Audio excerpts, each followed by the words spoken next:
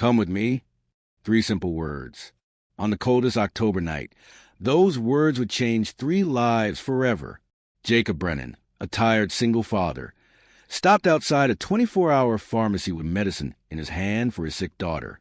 Across the street, beneath a dim, flickering streetlight, a young woman sat not on the bench, but on the freezing concrete beside an empty bus stop. She looked no older than 25.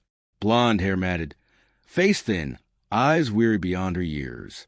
A wheelchair beside her. She had been there since yesterday. Jacob hesitated, medicine warming in his pocket, his 7-year-old daughter Sophie burning with fever at home. He should leave. Any reasonable person would leave. "Miss, are you all right?" he called over the wind. "I'm fine," she said softly, voice hoarse. "Just waiting." "It's almost midnight," Jacob said. "The buses stopped hours ago." "I know. I don't have anywhere else to go." Those words hit him like a blow. He crossed the street. "How long have you been out here?" "Since yesterday," she admitted. "But I'm okay. Really, I've managed before." Jacob crouched down, knees aching against the cold pavement. "What's your name?" "Ella," she said after a pause. "Ella Winters." "I'm Jacob Brennan." He stood, raking a hand through his hair. His wallet fell. A photo fluttered out. Ella picked it up. A man and a little girl, both wearing father-daughter dance sashes, smiling wide. "You have a daughter?" "Sophie. She's 7. Thinks she knows everything. Lost her mom 3 years ago. It's just us now." Ella handed the photo back carefully. "She's beautiful. She has your smile. She has her mother's everything else," Jacob said quietly. Then before he could stop himself, he spoke again. "Come with me?" Ella blinked. "What?" "Come with me," he repeated more firmly. "It's going below freezing tonight. You can't stay here. My daughter's sick. I can't leave you on the concrete another night. I don't need charity. I'm not offering charity. I'm offering a warm place for the night. You don't even know me. I could be dangerous." "You're not," Jacob said simply. "Dangerous people don't worry about being dangerous."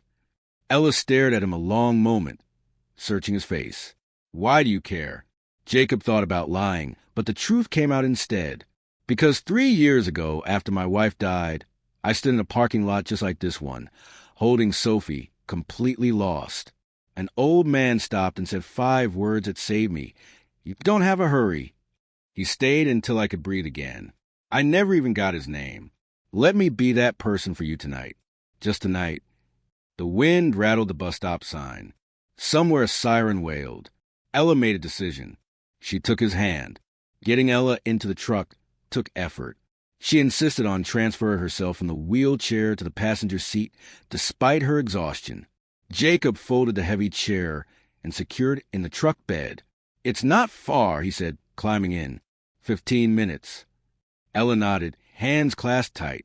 Following a stranger home in the middle of the night took courage.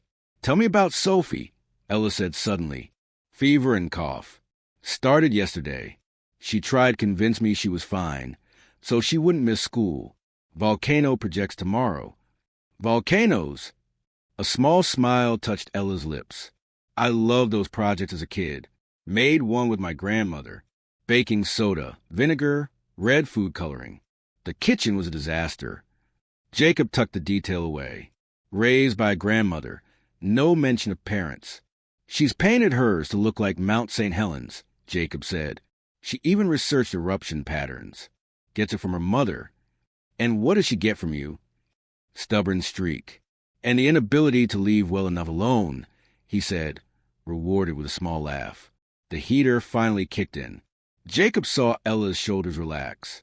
"I want to ask," Jacob began. "You want to know about the wheelchair?" Ella said flatly. "I want to know if you're okay," Jacob said gently. "The wheelchair is just part of it." Silence. Then she spoke, eyes on the passing streetlights. 2 years ago, construction accident. I was an electrician's apprentice. Scaffolding collapse. 3 stories. The company blamed me, said I broke safety protocols. I didn't, but they had better lawyers. Lost workers comp lost everything while recovering. That's not right. A lot of things aren't right, Ella said quietly. But you adapt or you don't survive. They turned into Jacob's modest neighborhood. Porch lights glowed in the dark. That's my neighbor, Jacob said, seeing Ella tense. Mrs. Kowalski. She watches Sophie when I go out. She'll try to feed you. Resistance is futile. Are you sure about this?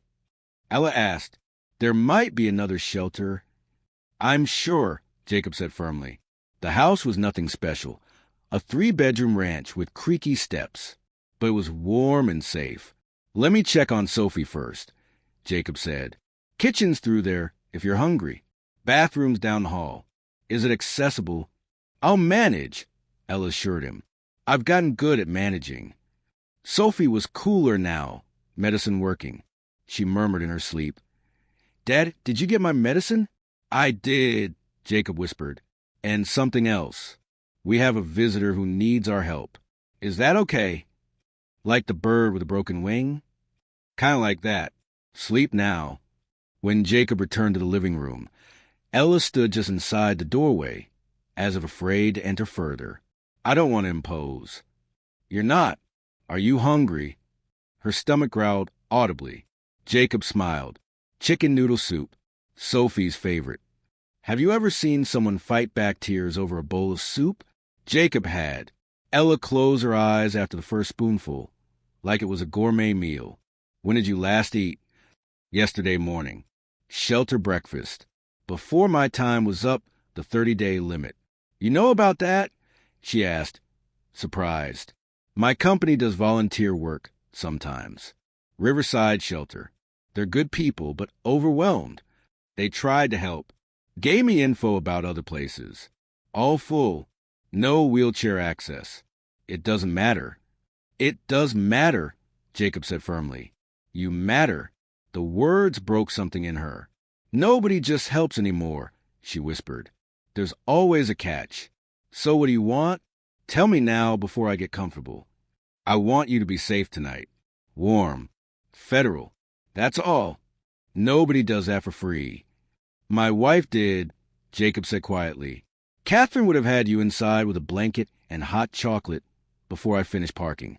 She believed in helping first, asking questions later. And you? What do you believe? I believe we're all just trying to make it through. And on the dark nights, we need someone to remind us morning's coming. The next morning, Sophie woke up to find Ella sitting at the kitchen table, carefully balancing her spoon. For a moment, the little girl stared wide-eyed, then whispered, Daddy, who's that? This is Ella, Jacob said, crouching to Sophie's level. She needed a place to stay last night. Is it okay if she stays for breakfast? Sophie nodded solemnly. Only if she likes pancakes. Ella laughed, startled by the child's seriousness. I love pancakes. That was how it began. A guest for one night, then two. Sophie insisted Ella help her with the volcano project, guiding her through paints and glitter. Jacob watched from the doorway, struck by how naturally Ella fit into their rhythm, as though she had always belonged at the table. But Ella never unpacked her small duffel bag. She never left her wheelchair folded completely. Her guard stayed up. On the third day, Jacob found her in the yard, hands trembling as she tried to open the heavy back gate. Where you going? He asked. You've been kind, she said softly, but I can't stay forever. I'll only make things harder. You think kindness makes things harder? For you, yes. A single dad doesn't need another mouth to feed. I've seen pity before, Jacob. It doesn't last. I'm not offering pity, Jacob said. I'm offering a chance. She shook her head, tears stinging her eyes. People don't get second chances. Then maybe it's time they do, Jacob answered. That night, Sophie crawled onto Ella's lap, resting her head against her chest. You can stay forever if you want, she murmured before falling asleep. Ella's arms tightened around the little girl, her silent tears falling into Sophie's hair. Weeks turned into months. What began as a single night became a rhythm. Ella learned Sophie's routines, told her stories about wiring circuits and climbing ladders. Jacob learned Ella could fix almost anything mechanical, even from her wheelchair. Soon, the toaster, the old radio, and half the house ran smoother thanks to her hands. Still, Ella resisted permanence. She never asked for more, never demanded space. One day, Jacob came home to find a letter in Ella's hand, an eviction notice from the storage unit where her last belongings were kept. "It's fine," she said quickly when she saw him. "It's just things. I've lost worse." "Not this time," Jacob said firmly. "We'll fight it." "Fight it?" "Jacob, I can't even fight for myself anymore." "You don't have to. Not alone." He called a friend, an old law school buddy, who agreed to look into Ella's case. That's when the truth unfolded. The accident report had been falsified. The company had buried evidence that could have given Ella compensation and medical coverage. "You have a case," Jacob told her, laying the files on the table. Ella stared at the papers, shaking her head. "Even if it's true, I don't have the money for lawyers." "You don't need money. You need justice. And I'm not letting them steal more of your life." The courtroom battle. The hearings dragged on for months. Ella relived the accident again and again under sharp questions from the company's attorneys. But Jacob was there at every step, steady and unwavering, Sophie's small hand in hers on the hardest days. Finally, the verdict came. The company was guilty of negligence. Ella was awarded compensation for her injuries, future medical care, and back pay. It should have felt like triumph. Instead, Ella wept quietly outside the courthouse, whispering, "I don't know what to do now. I've been surviving so long. I don't remember how to live." Jacob touched her shoulder. "Then let's figure out together. A home, a family."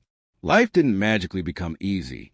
Ella struggled with nightmares, with learning to trust that the roof over her head wasn't temporary. But gradually, she began to unpack, not just clothes, but herself. She filled Sophie's world with warmth, teaching her resilience and creativity. She filled Jacob's home with laughter that had been missing since Catherine's death.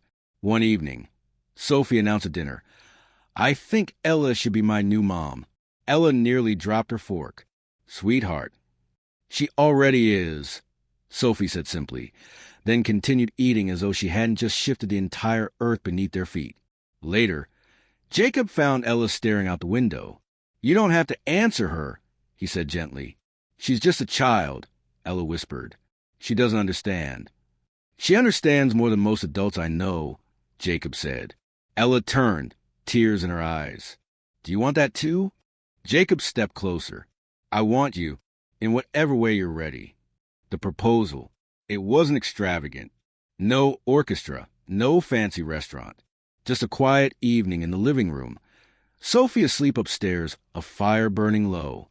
Jacob knelt awkwardly, his knee creaking. "Ella Winters, will you marry me?" Ella gasped, hand flying to her mouth. "Jacob, not out of obligation, not because of gratitude, but because you're my partner.